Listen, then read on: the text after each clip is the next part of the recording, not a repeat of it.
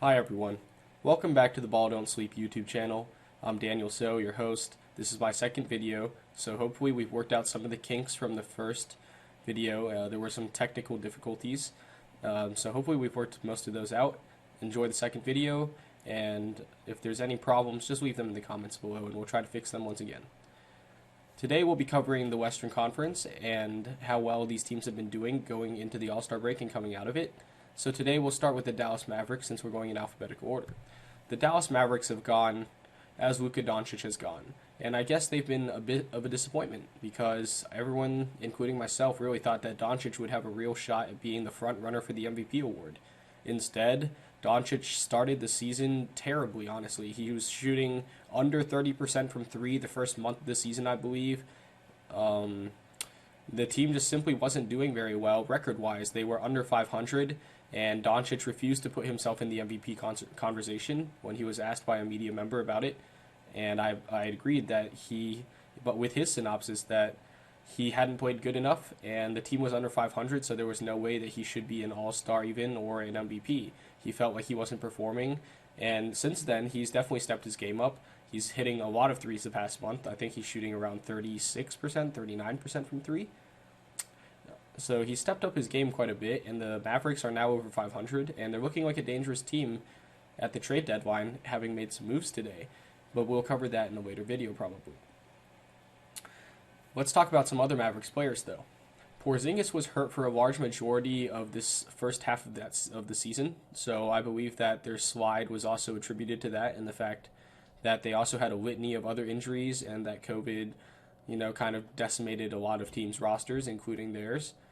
But Porzingis is the big issue here. He missed a lot of time, and it just seemed like they didn't have enough firepower offensively or even defensively to get the job done. Teams were scoring a lot of points on them in the first 2 months of the season, and they weren't winning a lot of games as a result. Their defense has since locked in quite a bit, and they're definitely looking like a much more dangerous team. And let's now talk about some of these role players besides the two stars, of course. I've really liked how Dorian Finney-Smith, Maxi Kleber, Josh Richardson, Jalen Brunson, a lot of these guys have looked fantastic in their roles this season, and I really like those signings. I hope I can continue to watch these guys play well because you really just need a pick and roll partner that's a big for Doncic and shooters in the corners. You just run a 5-out offense like you would for James Harden or LeBron, and this guy's an excellent ball handler. He can get everyone involved, and he's a fun guy to play with by all accounts, and by the eye test, he's awesome to watch. The Mavericks are very fun to watch, I believe. As far as the standings go in the title hopes, I'm not sure if they have enough defensively or if they match up well enough with better teams like the Suns, the Lakers, the Jazz, the Clippers. I think that these teams are a hair above them still. Let's move on to the next team now. The Denver Nuggets. The Denver Nuggets sit at 21-15 as of the recording of the script or the writing of the script, good for 5th in the West. And despite dealing with a lot of injuries, they've still been very dominant, obviously. They sit at the top of the Western Conference standings, and they're 3 games up on the Suns right now, actually. So it looks like they're going to be able to hang on to that first seed if all things go well, because the Lakers have suffered a horrific set of injuries to their stars, with LeBron and Anthony Davis both having to sit out, I would guess, at least the next 3 weeks to a month before we see either of them back on the court. So we'll get to that in a second. But the Denver Nuggets made a big move, and they got Aaron Gordon today at the deadline as I'm recording this video, and that's going to be a huge move for them. Aaron Gordon is the defensive power forward that they needed to really help Jokic out defensively because, let's face it, this guy just can't move his feet quickly enough in the pick and roll situations he's being put in, and teams are spamming pick and rolls against him for that reason. They know that he can't stay with the ball handler or get back to the big quickly enough to stop the dunk or the layup. So they need to help him out. And Aaron Gordon is an excellent defender. He is an excellent athlete, obviously. He should have won the dunk contest once or twice. That's a different topic. But the dude can jump out of the gym. We all know that. And he's also got some pretty good, excellent lateral defensive quickness to stay in front of quicker players. As far as their problems to go this season, I just think they've been a disappointment simply because coming out of the bubble, you just really thought that this team was going to continue to improve, but Jamal Murray has once again been inconsistent, and Nikola Jokic has had to do far too much. They're really missing Jeremy Grant and Malik Beasley. It's unfortunate that Jeremy just didn't want to play a fourth option role and would rather play a first option role in Detroit. No, it makes sense though. This guy is a stud. Jeremy Grant has shown that this year. I talked about him on the Pistons video last episode. The guy is absolutely a stud, and they're missing him right now. He was able to get shots for himself. So was Malik, and they don't really have a lot of shot creators. I do like Facundo Campazzo, the rookie this year. He's a heady veteran, it seems like already. It's just that got that Ginobili European type feel to his game where he's not only is he a scrappy little guy, but he's heady. He knows what to do on the court. And I also like PJ Dozier, but they just traded him for Aaron Gordon, so you have to give up a piece to get a better piece, obviously, and I do think that it is an upgrade. As far as Gary Harris getting out of town, that is just a blessing in disguise. I mean, Gary Harris has been, washed up for at least 2 seasons now. It's just been hard to watch him play basketball. He just can't hit an open shot. Teams are scheming to leave him wide open in the corners, and he's just no longer able to make them pay. And as good as he was defensively, you can't be a Tony Allen on the court anymore in the late stages of his career when, the Warriors were just allowing him to shoot the Grizzlies out of games in the playoffs. JaMychal Green, Will Barton, I really like the contributions that they've gotten from a lot of their, secondary pieces, but it seems like it hasn't been enough, and I think a lot of the problems do start for them defensively. They do suffer offensive stagnation as well because of a lack of, it seems like, shot creators. Monty Morris is in and out of the rotation, it seems, but has been giving them, in my opinion, solid minutes. Paul Millsap has suffered a few injuries, and that's kept him out of the lineup for certain stretches, but it seems like he is still a veteran player that does deserve to get 20, 25 minutes a game. Depending on the game, Mike Malone will play him more or less if he's playing well or poorly. Specifically, Michael Porter Jr. needs to step it up offensively, and let's see if Aaron Gordon can provide some sort of scoring punch as well for them. Jamal Murray needs to be more consistent, but I do believe in this team still. I love Jokic. With Embiid going down, with all the injuries, the LeBron going down, I think the door is absolutely wide open for Jokic to step in as the front runner and take his first MVP award home. The guy is an absolute animal. He can pass like nobody's, best passing big that has ever lived, in my opinion. He's absolutely wonderful to watch. I mean, he comes with defensive liabilities, but he's absolutely fun to watch. So tune into the Nuggets games. They're fun. They're a great team. And hopefully they can step things up the rest of the season and, climb up the Western Conference standings moving into the playoffs. Next team we have the Golden State Warriors. The Golden State Warriors are, unsurprisingly, fighting for a spot in the Western Conference play-in games or the 8th seed. It seems like with Steph Curry now getting hurt and the tailbone injury keeping him out for at least a week, maybe even 2 weeks, because the tailbone is not something you want to really move around after you've injured. It's even difficult to probably walk around. Unsurprisingly, though, they've been losing games without Steph Curry, and with how tight the West is, these injuries are really going to decimate the records of some of these teams. It's going to be hard for them to find offense without their best player and the best shot maker in the league, especially the best floor spacer as well. The floor is going to be a lot more cramped without Steph out there. Draymond is going to be forced to create buckets. You're going to be relying on Jordan Poole, Kelly Oubre Jr. As far as whether the people that question Steph and whether the Warriors would be good and competitive and would they try to make the playoffs was definitely a question. I think the answer to that has clearly been answered. When Steph is on the floor this year, they're really good. He makes everybody better.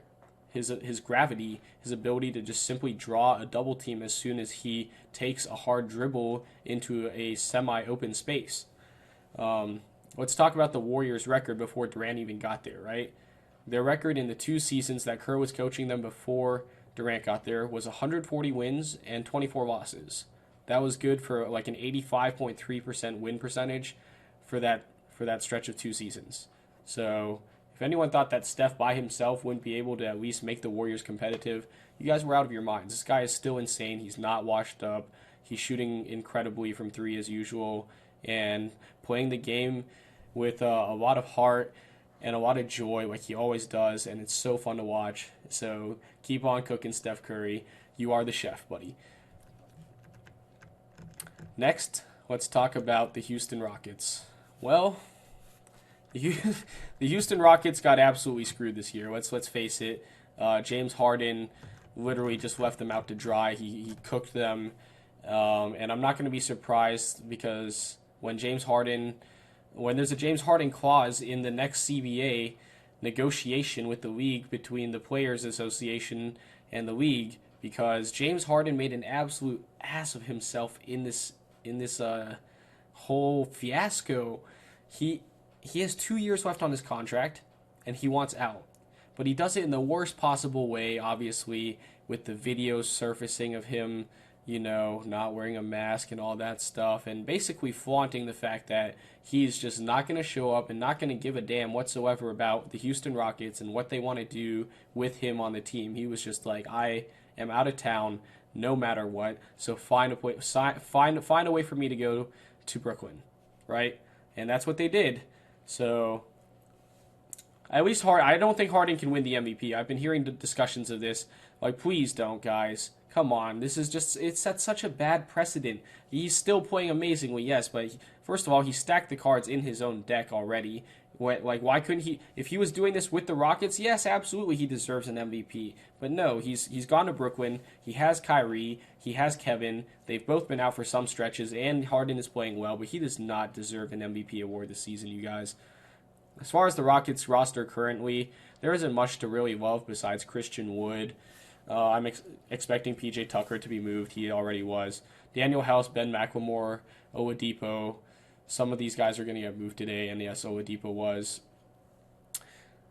Christian Wood, John Wall, these are the only guys on the roster that you're really looking forward to seeing as the Rockets fans. I really don't think that there's a lot to look forward to except for a long tank, and now that Daryl Morey is in Philly, I'm not sure that anyone's going to be able to convince Tillman Fertitta to spend a single dime, because he is a notoriously cheap owner, and now that they're in tank mode, he's absolutely going to try to do whatever he can to cut expenses in every single place possible. Well, the Rockets' plan, though, is pretty clear, though. They're going to stockpile picks like the Thunder are doing, who, according to a Watch tweet today, are up to 34 draft picks, so we'll cover that in a second. The LA Clippers, next on our list. They're on a redemption tour this season, I think. They've flown under the radar because of other teams rising up to the top of the West, namely the Suns and the Jazz, kind of forcing their way up the rankings this season and really surprising people. Although I was the one that was least surprised by these teams being good, probably, because I definitely called the Suns and the Jazz being very competitive teams. As far as the Clippers go, though, they flamed out horribly, right, last season. So there has to be some sort of motivation there deep down for Paul and Kawhi to come up big this year and really shut up all of the people who just threw them under the bus for the past 9 months and just kept on hitting the reverse and then drive and then reverse. And, they just got rolled over probably about 100,000 times in the past 9 months. So let's wait for them to really get into gear in the playoffs and see who shows up this year. Is it going to be pandemic P or is it going to be playoff P, right? Let's see. This team has a lot of chemistry issues from last season and continuity issues, and I think they're going to solve that a lot better because they've been Ty Lue has managed to keep them together in lineups for a lot of games this season. They're seeing a lot of minutes on the court, and I do like the results when those two guys play, though they definitely have a point guard issue that they hopefully solve by signing Rondo today from the Clippers. Also, it's so funny that Rondo's going to be playing against the Clippers or against the Lakers probably if the Clippers do make it far enough to face them.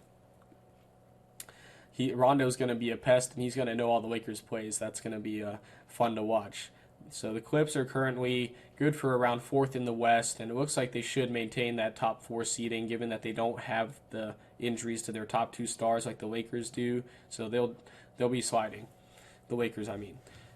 With the buzz around Brooklyn, this year, there's just been very little talk about the Clippers after they basically branded themselves champions last season prematurely and got really screwed over for it.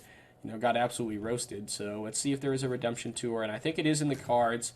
I still am scared of those two wings. Paul George and Kawhi are just not anything I'm loving to see on any given night. Next, of course, we have the LA Lakers. They are good for a third, but obviously have slid down to probably around fifth now. I haven't looked recently at the standings, but with Anthony Davis still nursing a pretty serious injury, the Lakers are screwed basically for the short term. I was listening to a podcast yesterday that was estimating that the next month is going to be missed, obviously, by both Anthony Davis and LeBron James. So there, in that stretch, the Lakers will play 12 games, and the prediction was 5-7. I personally looked at the schedule and saw something like 3-9. So maybe I'm just a pessimist for the Lakers without LeBron, but I mean this roster is just not great without. They really need to. Cleveland needs to buy out Drummond ASAP and get him to the Lakers because, man, do they need help. Schroeder and Harrell just aren't good enough, even though I did like the signings in the offseason. They're just not good enough by themselves to run a team that can finish top four in the West. They're going to be losing a lot of games. They already have, and I expect them to keep sliding. Unfortunately, 3-9 is my prediction for the next 12 games. They really could have used Dwight and JaVale, who they both let walk last season, or in the offseason, obviously, after the championship. And, yeah, the Lakers are going to continue to slide, man. It's unfortunate. And Marc Gasol, that signing has just been an awful flop. I'm sorry. I thought it was going to be maybe workable, but after the way he looked in the bubble last season, I should have known because, man, this guy looks like he is slow as molasses out there. He cannot move. He is stuck in mud. This guy is just a fossil, man. He's a Walrein, if you want to use a Pokemon term. He's just, man, so slow. He can't stay with anyone. He's free points out there if a point guard wants to attack him and just blow by and get to the rim. He's no longer able to block shots, and I know he was a defensive player of the year, and I was buying into that reputation being probably why the Lakers signed him and why I was high on him being able to make a defensive impact on his team, but he has really made no sort of impact. I think his passing is still probably pretty decent, but that's the only part of his game that really fits the NBA right now. Everything else is just dead and gone. In the absence of, obviously, Anthony and LeBron, KCP, Kuzma, Caruso, these guys really need to step it up. And I just don't think they're good enough NBA players to get them to wins in the Western Conference without Anthony Davis and LeBron James. You need one of those guys on the floor to make these guys better and elevate their game so that they can really be winners because, they're not. These guys aren't stars or superstars at all by themselves. We all know that, and we're going to see the results here, unfortunately. Hopefully Anthony can really... Anthony Davis, please stay out as long as you need, man. Unfortunately, he's had this litany of injury history, and this one just doesn't sound good. Calf strain, Achilles, tendinosis. These aren't words that sound very good to my ears or I think any Lakers fans' ears. So Anthony Davis, LeBron, heal up, get better. We want to see you guys back out on the court, and hopefully we manage to get Andre Drummond or LaMarcus Aldridge, who was also bought out today by the Spurs. So one of those two big men would really give the Lakers hopefully some scoring punch, rebounding, defensive help. Any of those things would be pretty awesome to have right about now with how decimated their roster is without those two guys. Next, the Memphis Grizzlies. They've been a joy to watch, honestly, this year, man. The Grizzlies are fun. Slow-mo Anderson, Kyle Anderson with that shot fake that just goes like that. He literally takes 3 seconds, it seems, but in real time is probably more like at 1.5 seconds. But still, defenders bite on Kyle Anderson's pump fake every time, and it's beautiful to watch. He gets fouls out of it. He waltzes to the rim and just lays it in. Hits a nice little mid-range bank shot that's wide open. He has all sorts of flair and craftiness to his game that I really love. Slow-mo, man. Kyle Anderson, shout out. I love watching you play. As far as the team goes, the Grizzlies are surprisingly very good. Most teams, I don't think anyone's really thinking that the Grizzlies were going to be a competitor for the play-in tournament in the Western Conference, but they are. Even despite the absence of Jaren Jackson, who has yet to suit up for the Grizzlies this season because of injuries, Brandon Clark has played well. Xavier Tillman, Desmond Bain,